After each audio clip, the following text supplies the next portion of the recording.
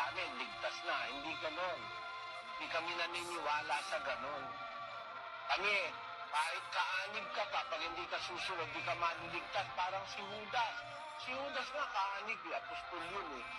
Si Ananias at si Sapphira, kaanib din sa iglesia yun. Si Hymenaeus, si Alejandro, si Diotrephes, kaanib din sa iglesia yun, pero hindi maliligtas yun kasi gumawa ng mga katraiduran yun eh.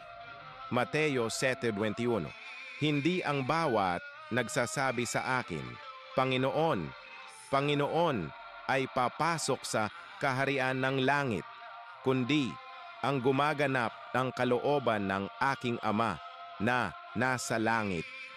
Kaya hindi totoo na kung naanib, ligtas na. Ang naanib na maliligtas, yung sumusunod.